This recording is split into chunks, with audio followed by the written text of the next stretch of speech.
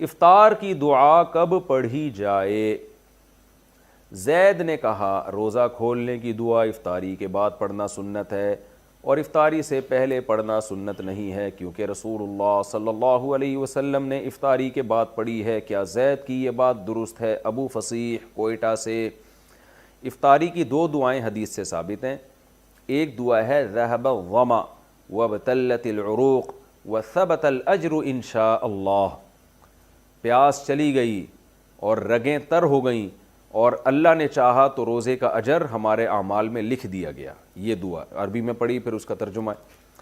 تو یہ دعا تو بالاتفاق افطاری کے بعد ہے، جب آپ نے افطاری کر لی، طبیعت کو سکون حاصل ہو گیا، اس کے بعد یہ دعا پڑھیں۔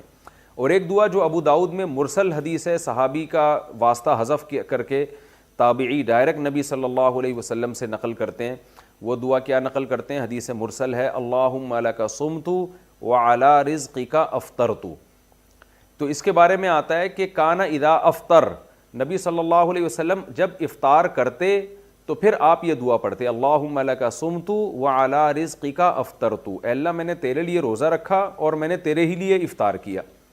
اس دعا کے بارے میں فقہا کا اختلاف ہوا ہے کہ یہ افطاری سے پہلے پڑھنے کی ہے یا افطاری کے بعد پڑھنے کی ہے۔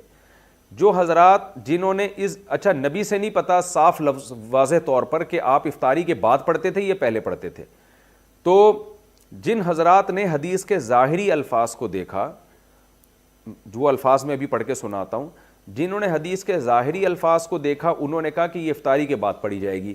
حدیث کے ظاہری الفاظ کیا ہیں؟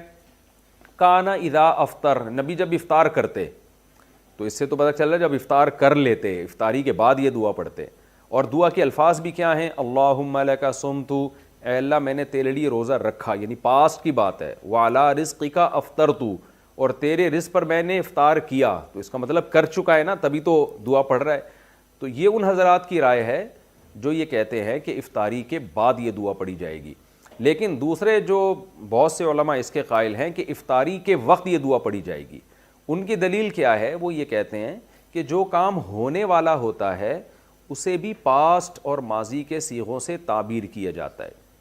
جیسے حدیث میں جو آتا ہے نا، کانا اذا افطر، نبی جب افطاری کرتے مطلب افطاری کا ارادہ کرتے۔ اس کی مثال ایسے جیسے قرآن میں آتا ہے، یا ایھا الذین آمنوا اذا قمتم الی الصلاۃ، اے ایمان والو جب تم نماز کے لیے کھڑے ہو جاؤ، فاغسلوا وجوہکم، اپنے چہروں کو دھو۔ تو کیا مطلب کھڑے ہو جاؤ پھر تھوڑی دھو، بلکہ جب تم کھڑے ہونے کا ارادہ کرو۔ تو جو کام ہونے والا ہوتا ہے اس کو بھی ماضی سے تعبیر کیا جاتا ہے۔ تو اذا افطر کا مطلب اذا اراد ان یفطر، نبی صلی اللہ علیہ وسلم جب افطار کرتے یعنی جب افطار کا ارادہ کرتے، جب افطار کی نیت کرتے، اس وقت یہ دعا پڑھتے۔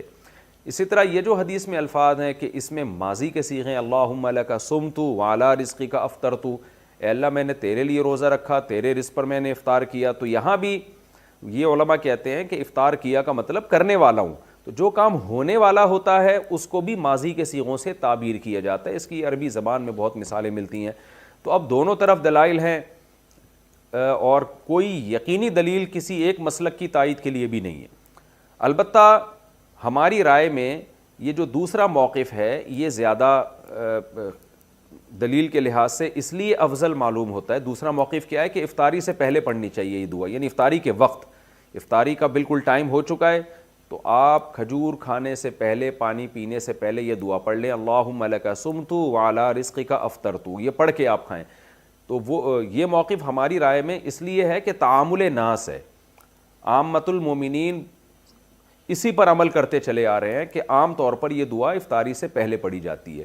اور ویسے بھی دو دعائیں ہیں، تو ایک افطاری سے پہلے پڑھ لی جائے اور ایک افطاری کے بعد، کیونکہ افطاری کے بعد والی جو دعا ہے وہ تو متعین ہے، ذهب الظما وابتلت العروق وثبت الاجر انشاء اللہ تعالی۔ تو ہماری رائے میں یہ دوسرا موقف زیادہ بہتر معلوم ہوتا ہے، تعامل ناس، لوگوں کے عمل کی وجہ سے۔